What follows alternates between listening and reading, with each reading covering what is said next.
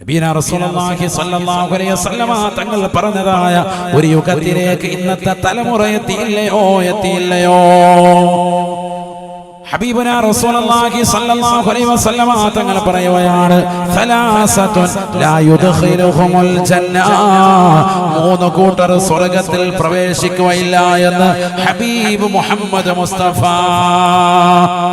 ആദരവായ പ്രവാചകൻ പരിശുദ്ധമാക്കപ്പെട്ട മദീന പള്ളിയുടെ അകത്തളത്തിൽ വെച്ച് തന്റെ പ്രിയപ്പെട്ട അനുയായികളോട് പറയുകയാണ്, സലാസത്തുൻ ലാ യുദ്ഖിലുഹുമുൽ ജന്ന, മൂന്ന് വിഭാഗം ആളുകൾ സ്വർഗ്ഗത്തിൽ കടക്കൂല സ്വഹാബ.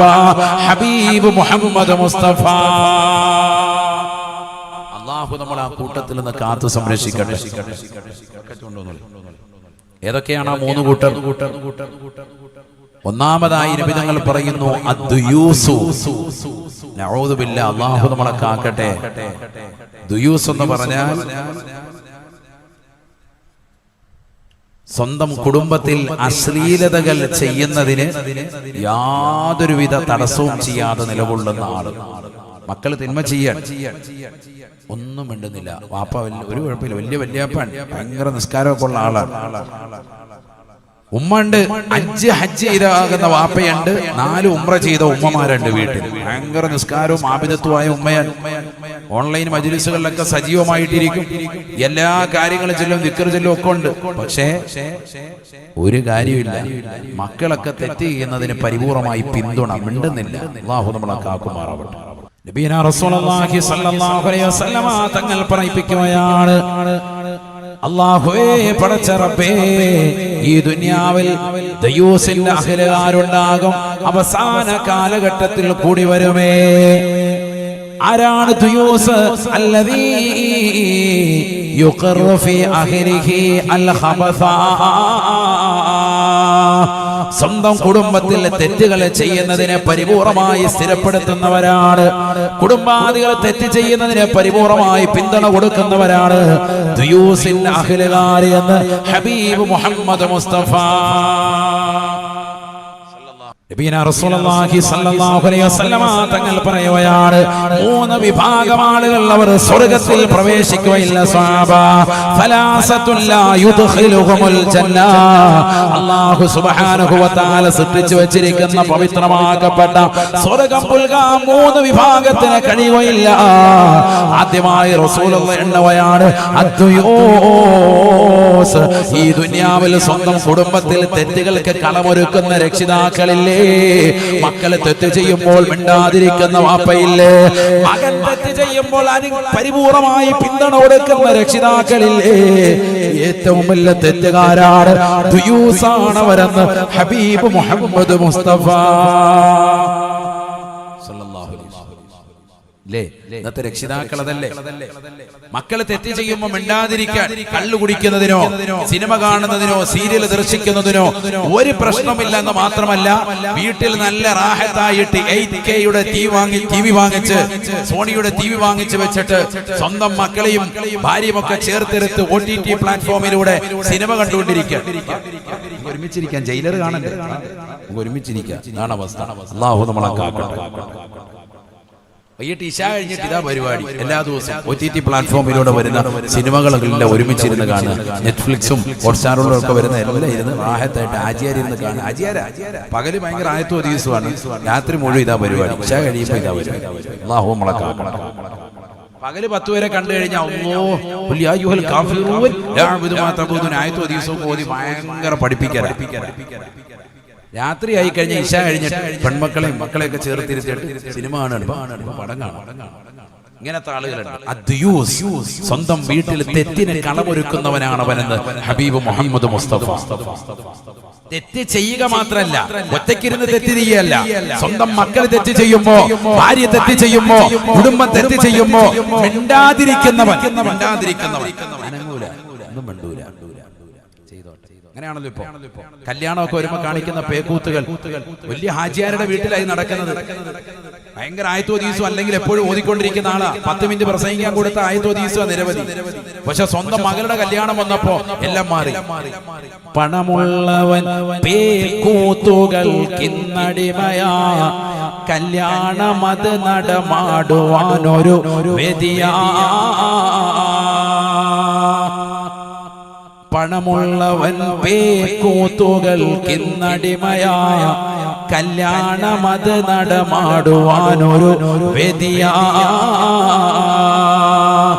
സദ്യക്ക് സമയം എത്തിയാൽ കേൾക്കുന്നതാ, വിഭവങ്ങളെല്ലാം പലതരം ഇവിടുള്ളതാ.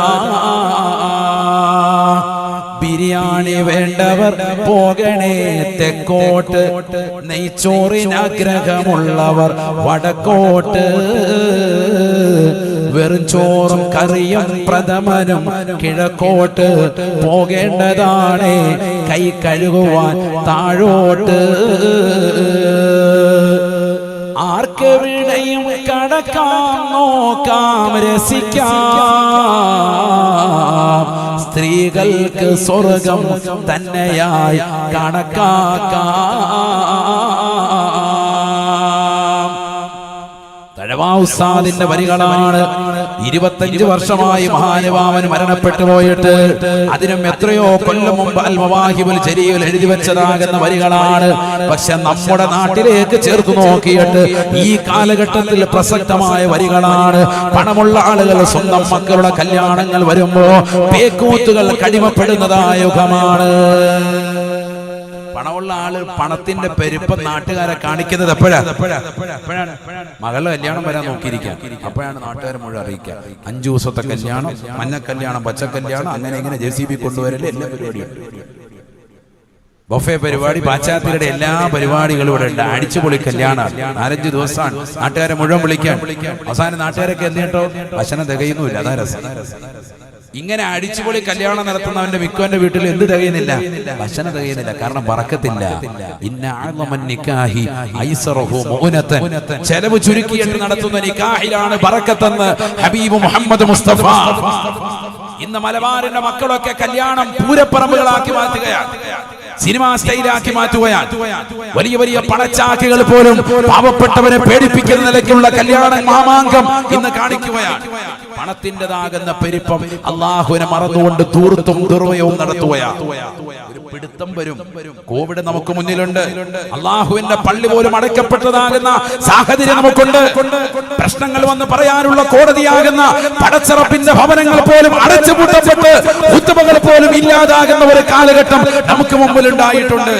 അതുകൊണ്ട് അഹങ്കരിക്കരുത് നീ. അടുത്ത സെക്കൻഡിൽ അല്ലാഹു സുബ്ഹാനഹു വ തആല ഈ നൽകിയിട്ടുള്ള സർവ്വ സൗഭാഗ്യങ്ങളും പടച്ചറപ്പ് പിടിച്ചു കൊണ്ടുപോകുമെന്നുള്ള ഉത്തമ ബോധം മുസ്ലിമേ നിന്റെ ഹൃദയത്തിൽ നിന്ന് മറയരുത്. പലസ്തീനിന്റെ മക്കളിലേക്ക് നിങ്ങൾ നോക്കി. പാവപ്പെട്ടതാകുന്ന മക്കൾ ഉടുതുണിക്ക് മറുതുണിയില്ലാതെ പ്രയാസം അനുഭവിക്കുകയാണ്. ഭക്ഷണമില്ല, വെള്ളമില്ല, വിദ്യുത് ശക്തിയില്ല. എല്ലാം അല്പാൽപമായിട്ട് ഇട്ടിട്ട് കൊടുക്കുകയാണ്. ആകാശത്തിന്റെ മീതെ പറന്നു വരുന്ന ഹെലികോപ്റ്ററിൽ ഇട്ടുകൊടുക്കുന്നതാകുന്ന ചെറിയ ചെറിയ പൊതികൾ കൈപ്പറ്റാൻ 10,000-കണക്കിന് ആളുകൾ കൂട്ടം കൂട്ടമായിട്ട് നിലകൊള്ളുകയാണ്. 20 ലക്ഷത്തിലധികം വരുന്നതാകുന്ന മക്കളാണ് അവിടെ നമ്പരപ്പെടുന്നത്. മുസ്ലിമീങ്ങളിൽ പാവപ്പെട്ടതാകുന്ന സഹോദരങ്ങൾ. എന്തേ നിന്റെ ഹൃദയത്തിൽ നീറ്റലില്ലേ?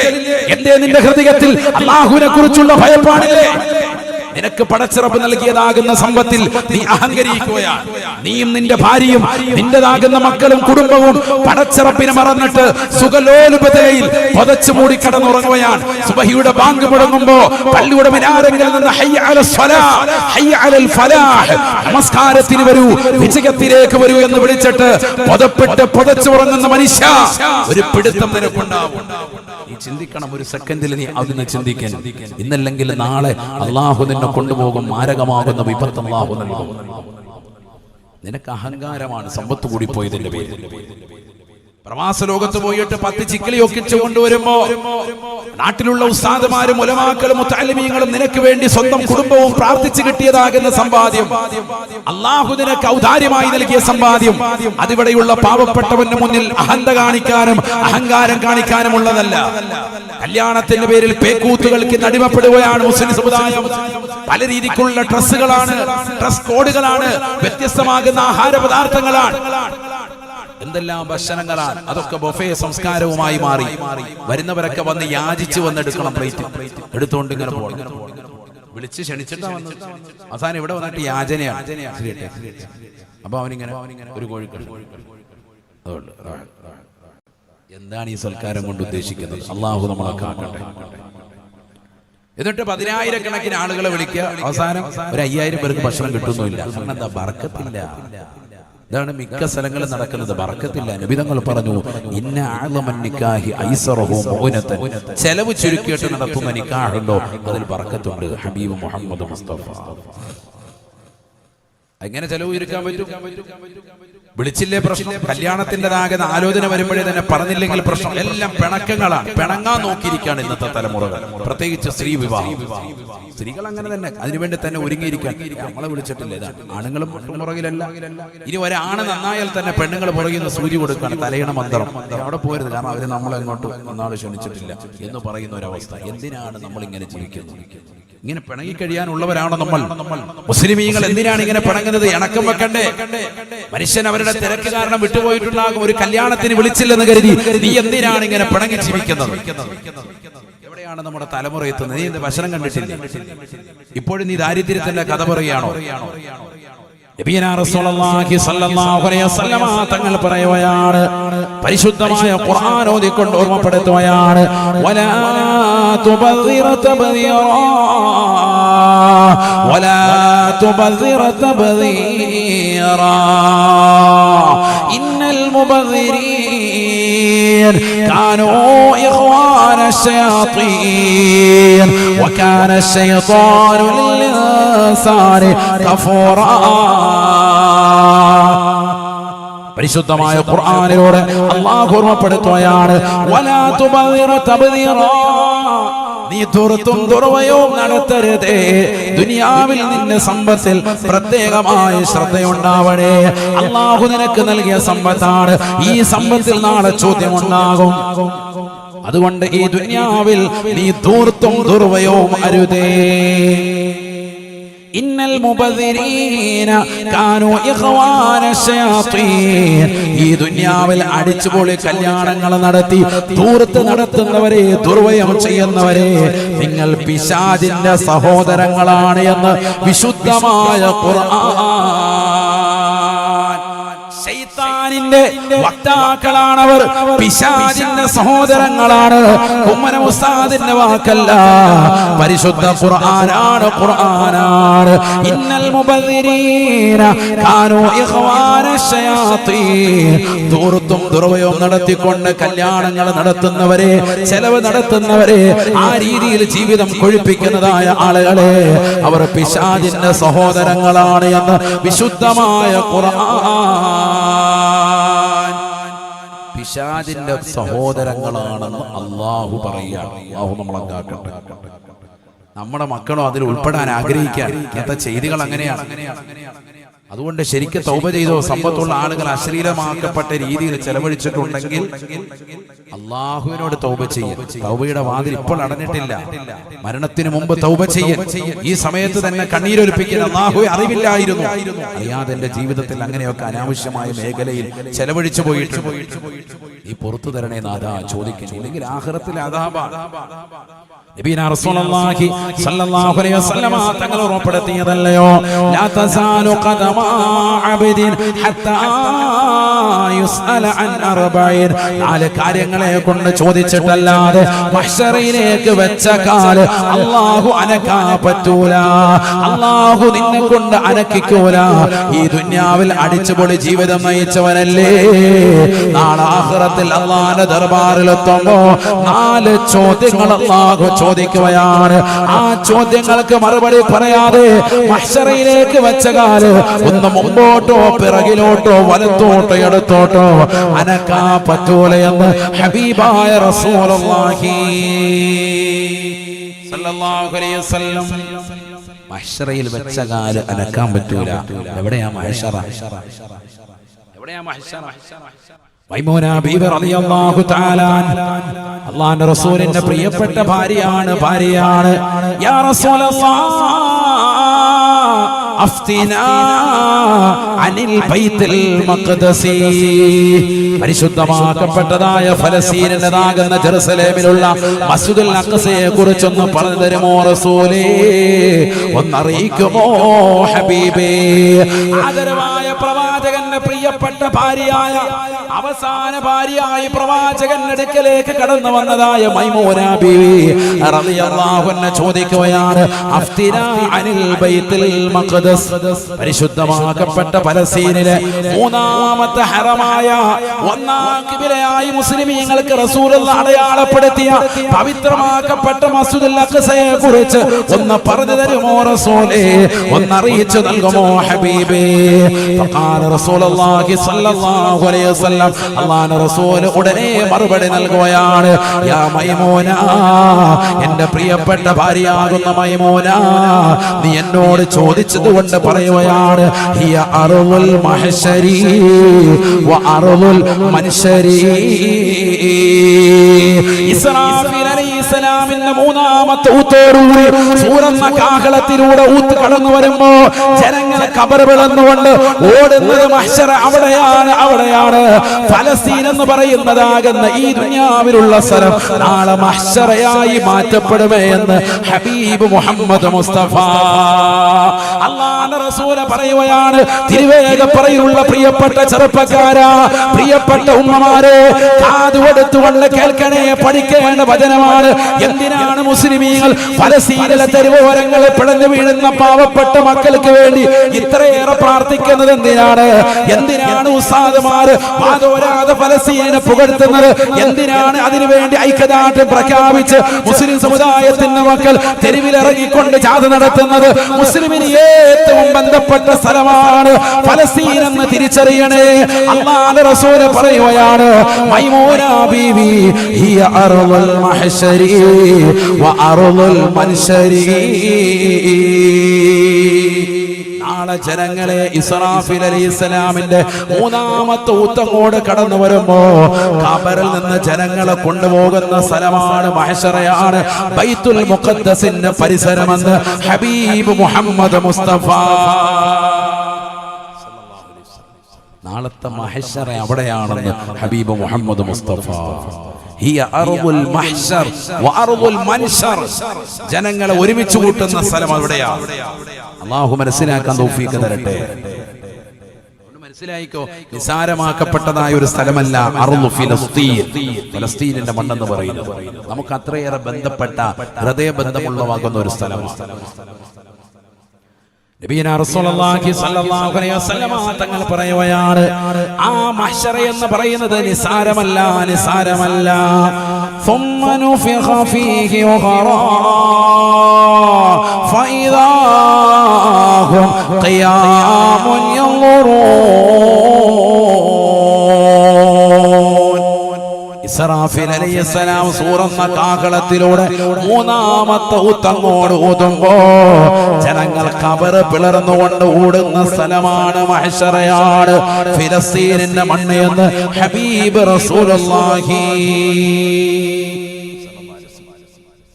മൂന്നാമത്തെ ഊത്ത് വരുമ്പോഴാണ് നമുക്കറിയാം ഇസ്രാഫീൽ അലൈഹിസ്സലാം 3 ഊതലാണ് സൂറന്ന കാഹളത്തിലൂടെ നടത്തുക. എത്ര ഊത്തുണ്ട്? 3 ഊതല. ഒന്നാമത്തെ ഊത്ത് നഫ്ഖത്തുൽ ഫസഅ, സർവ്വജനങ്ങളെയും പേടിപ്പിക്കാൻ വേണ്ടിയുള്ള ഊത്താണ്. എല്ലാരെയും പേടിപ്പിക്കാനുള്ള ഊത്ത്.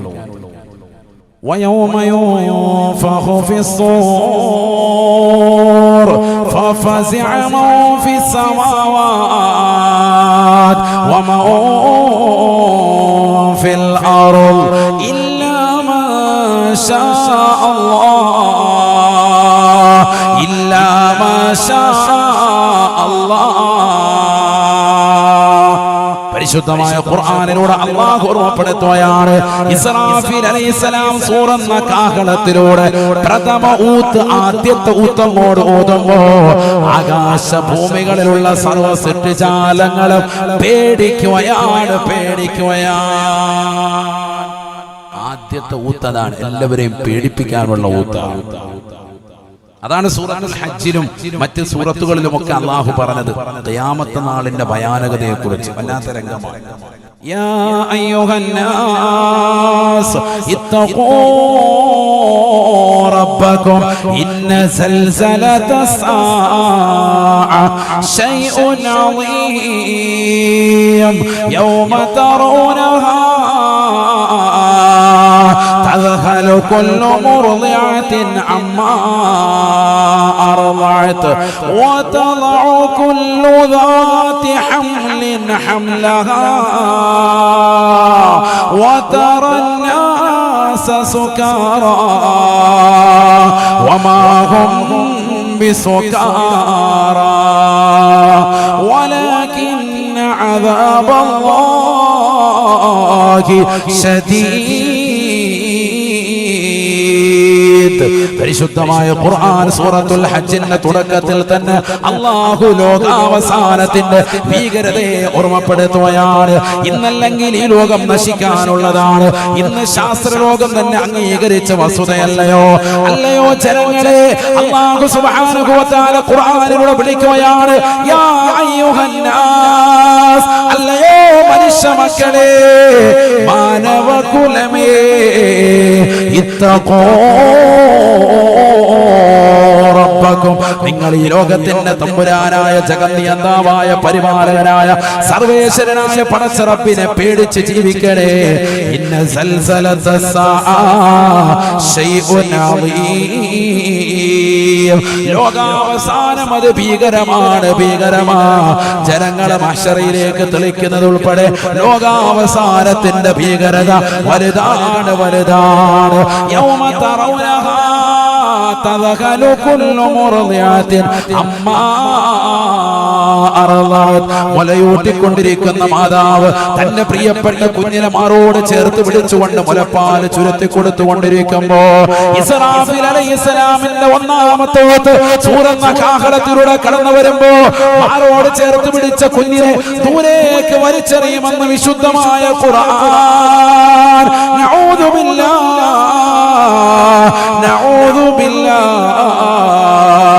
ഒരു മാതാവിനെ തന്റെ കുഞ്ഞിനോട് ഏറ്റവും കൂടുതൽ വാത്സല്യമുള്ള സമയമാണ്. കുഞ്ഞ് കരയുന്ന സമയത്ത് അവളെ മാറോട് ചേർത്ത് പിടിച്ചുകൊണ്ട് മുലപ്പാല് കൊടുക്കുന്ന വേള. ആ സമയത്ത് ഇസ്രാഫീൽ അലൈഹിസ്സലാമിന്റെ പ്രഥമൂത്ത് കടന്നു വരുമ്പോ കുഞ്ഞിനെ ദൂരേക്ക് വലിച്ചെറിയുമെന്ന് വിശുദ്ധമായ ഖുർആൻ. സ്വന്തം കാര്യമാണ് പിന്നീട് നോക്കുക. എനിക്ക് കുഞ്ഞിനെ നോക്കാൻ പറ്റൂല. യൗമ യഫിറുൽ മർഉ മിൻ അഖീഹി وأمه وأبيه وصاحبته وبنيه. ഒന്ന് ചിന്തിക്കണേ സഹോദര, നമ്മൾ മുസ്ലിമീങ്ങളല്ലേ? ഈ ലോകത്ത് അടുത്ത ഘട്ടം ഖബറിലേക്ക് പോകുമെന്ന ചിന്തയുള്ളവരല്ലേ? മരണമെന്ന കവാടത്തിലൂടെ ഖബറിലേക്ക് പോകുമെന്ന ചിന്തയുള്ളവരെ, വിശ്വാസമുള്ളവരെ, അവിടെ നിന്ന് മഹ്ശറിലേക്ക് പോകുമെന്ന ചിന്തയുള്ളവരെ, ലോകാവസാനത്തിന്റെ ഭീകരതയെ കുറിച്ച് അല്ലാഹുവിന്റെ ഖുർആനിൽ വിവരിക്കുന്നതൊന്ന് കാതുകൊടുക്കണേ. ഇതൊരു നിസ്സാരമായ വചനമല്ല.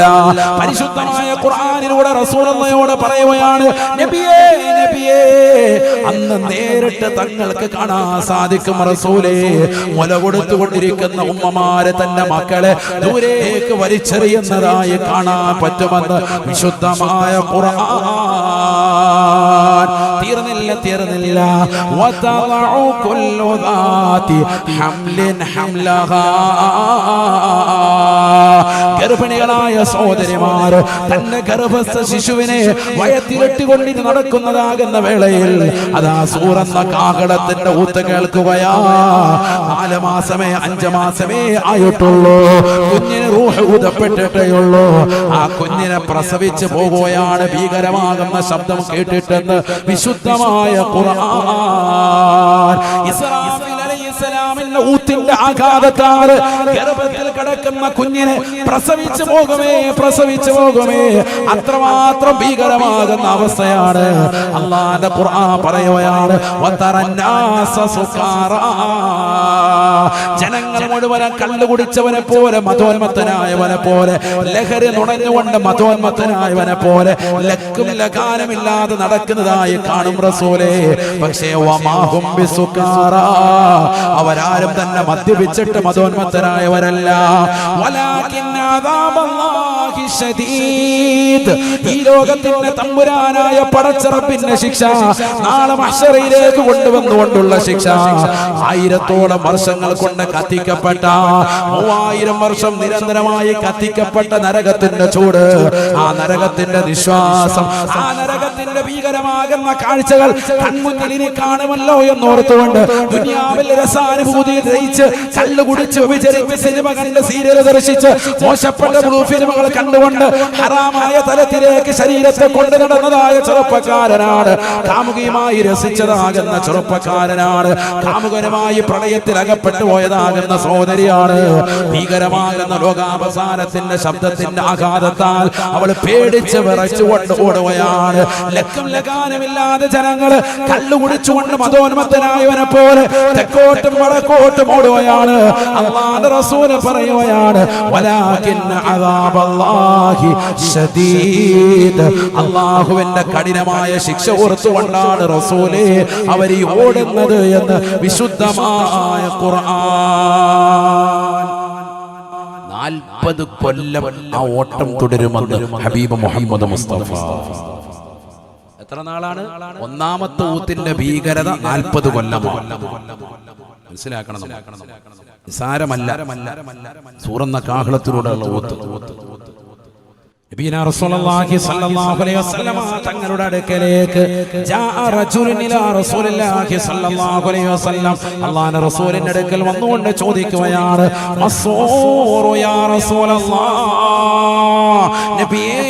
നബിയേ സൂറന്ന കാഹളത്തെ കുറിച്ചൊന്ന് പറഞ്ഞു തരുമോ റസൂലേ? ഫഖാല റസൂലുള്ളാഹി സ്വല്ലല്ലാഹു അലൈഹി വസല്ലം, ഹബീബായ റസൂലുള്ളാഹി സ്വല്ലല്ലാഹു അലൈഹി വസല്ലം തങ്ങൾ സൂറന്ന കാഹളത്തെ കുറിച്ച് അദ്ദേഹത്തിന് വിശദീകരിച്ചു കൊടുക്കുകയാണ്. ഹുവ ഖറനും മിൻ നൂർ, പ്രകാശത്താലുള്ള കുഴലാണ് സ്വാബാ. പ്രകാശത്താലുള്ള ഒരു കുഴലാണ് സൂറന്ന കാഹളമെന്ന് ഹബീബ് മുഹമ്മദ് മുസ്തഫ. എന്നിട്ട് അല്ലാഹുവിന്റെ റസൂൽ പറയുകയാണ്, വല്ലദീ നഫ്സീ ബിയദിഹി, എന്റെ ആത്മാവ് ഏതൊരു തമ്പുരാന്റെ കൈകളിലാണോ അല്ലാഹുവിനെ തന്നെയാണ് സത്യം. ആ സൂറന്ന കാഹളത്തിന്റെ വലിപ്പമുണ്ടല്ലോ, അതിന്റെ നീളമുണ്ടല്ലോ, അതിന്റെ വ്യാസമുണ്ടല്ലോ,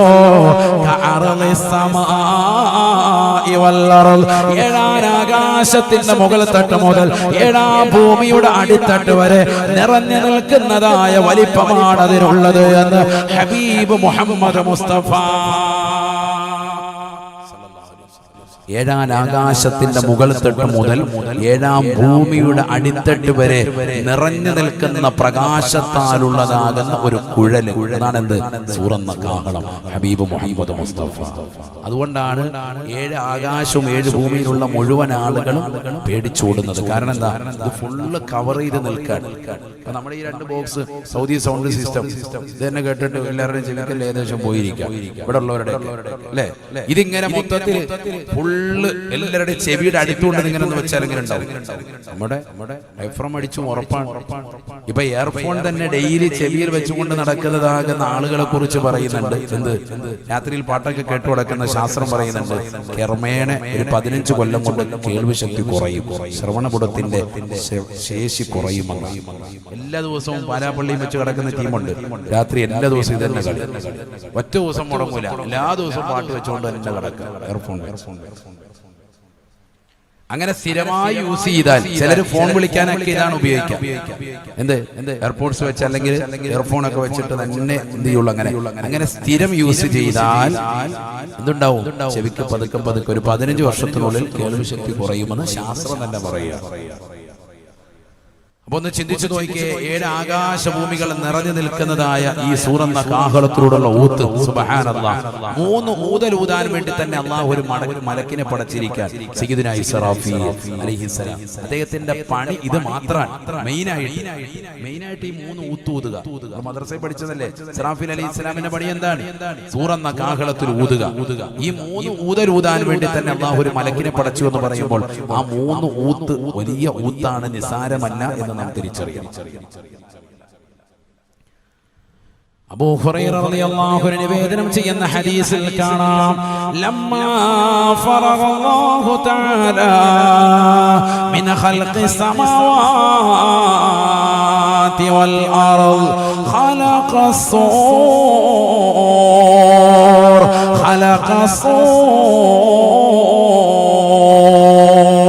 അല്ലാഹു സുബ്ഹാനഹു വ തആല 7 ആകാശങ്ങളെയും ഭൂമികളെയും പടച്ചതിന് ശേഷം മൂന്നാമതായി അല്ലാഹു പടച്ചത് സൂർ എന്ന കാഹളത്തെയാണ് എന്ന് അബൂ ഹുറൈറ റളിയല്ലാഹു അൻഹു. എന്തിനാണ് ഈ ആകാശങ്ങളെ തകർക്കാൻ ഈ സൂർ കൊണ്ടേ സാധിക്കുകയുള്ളൂ? ആകാശത്ത് മിന്നിത്തിളങ്ങുന്ന അനന്തകോടി നക്ഷത്ര താരകങ്ങളെ തകർക്കാൻ, ചന്ദ്രനെ തകർക്കാൻ, സൂര്യനെ തകർക്കാൻ, ഈ സൗരയുധങ്ങളെ തകർക്കാൻ, ഈ ഭൂമിയെ തകർക്കാൻ, അതിലുള്ള ജീവജാലങ്ങളെ ഇല്ലാതാക്കാൻ, ഈ സർവ്വ മനുഷ്യരെയും നശിപ്പിക്കാൻ ഈ സൂർ എന്ന കാഹളം കൊണ്ടേ സാധിക്കുകയുള്ളൂ. അതുകൊണ്ട് അല്ലാഹു സുബ്ഹാനഹു വ തആല ലമ്മാ ഫറഗല്ലാഹു തആല മിൻ ഖൽഖിസ് സമാവാതി വൽ അർദ് ആകാശഭൂമികളെ പടച്ചതിന് ശേഷം മൂന്നാമതായി പടച്ചത് സൂറിനെയാണ്. ഈ സൂർ എന്ന കാഹളത്തിലൂടെയാണ് ഊതുന്നത്. പിന്നെ പറയേണ്ടതില്ലല്ലോ, പേടിക്കാതിരിക്കോ. എത്ര നാളാണ് പേടിച്ചു മൂടുന്നത്?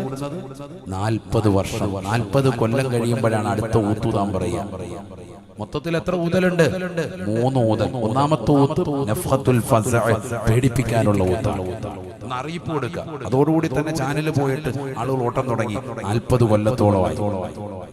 ഇവിടെ ദുനിയാവിൽ 10 കൊല്ലം ജീവിച്ചിട്ടുണ്ടാവുള്ളൂ. എന്നാലും നാളെ ഖിയാമത്ത് നാളിലെ ശബ്ദം കേട്ടിട്ട് എത്ര നാൾ ഓടണം?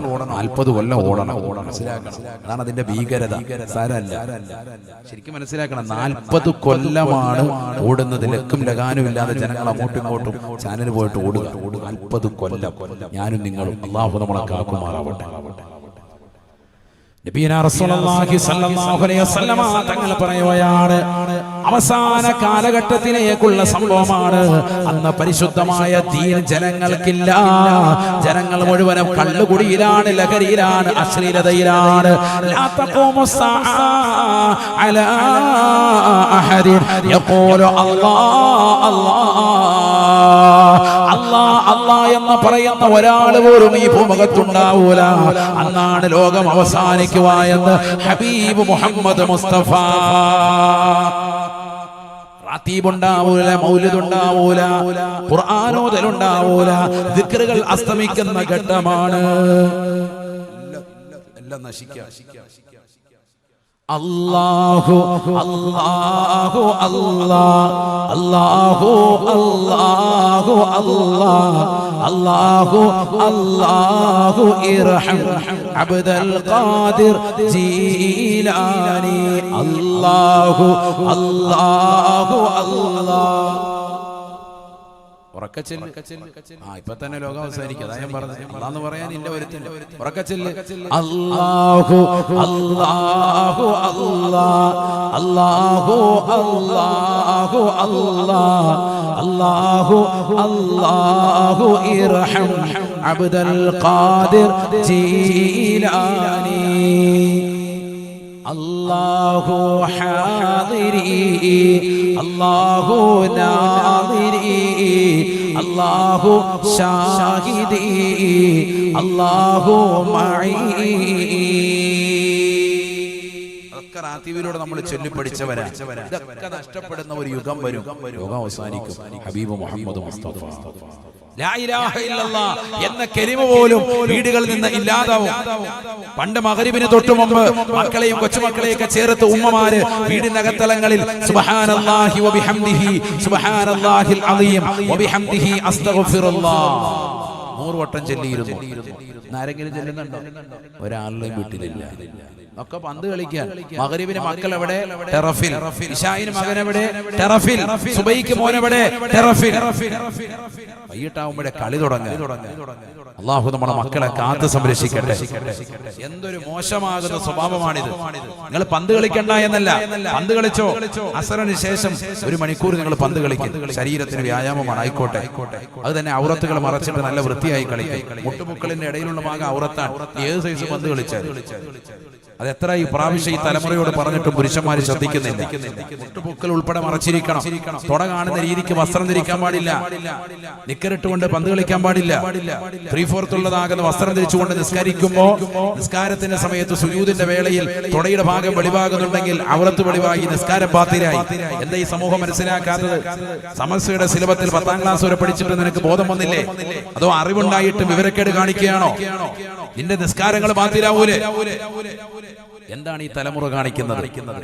മഗ്രിബ് കഴിഞ്ഞിട്ട് യാസീൻ ഓതിയിരുന്ന തലമുറ, സൂറത്തുൽ വാഖി ഓതിയിരുന്ന ആളുകൾ, സൂറത്തുൽ മുൽക്ക് ഓതിയിരുന്ന തലമുറ, സൂറത്തു സജദ ഓതിയിരുന്നവർ, സൂറത്തു ദുഹാൻ ഓതിയിരുന്നവർ ഇന്നതെല്ലാം എടുത്തു കളഞ്ഞു. യാസീൻ സൂറത്തില്ല. നബിയനാ റസൂലുള്ളാഹി സ്വല്ലല്ലാഹു അലൈഹി വസല്ലം തങ്ങൾ പറയുകയാണ്, ഇന്നലി കുല്ലി ഷൈഇൻ ഖൽബാ വഖൽബുൽ ഖുർആനി സൂറത്തു യാസീൻ.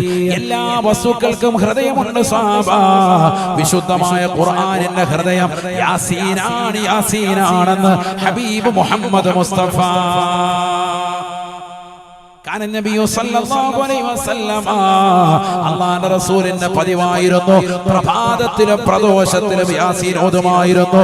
ആയിഷ സിദ്ദീഖ റളിയല്ലാഹു അൻഹാ രാവിലെ വൈകിട്ട് ഓതും. നമ്മൾ ഒരെണ്ണം ഓതി അല്ലാഹു നമ്മളെ കാത്ത് സംരക്ഷിക്കട്ടെ. ആരാ നീ? സുസുന്നി, ഭയങ്കര സുന്നിയാണ് ഹാജിയാര. മറ്റേ യാസീൻ ജീവിതത്തിലില്ല. ആരെങ്കിലും മരിക്കണം യാസീൻ ഓതണം. അല്ലാഹു നമ്മളെ കാക്കട്ടെ.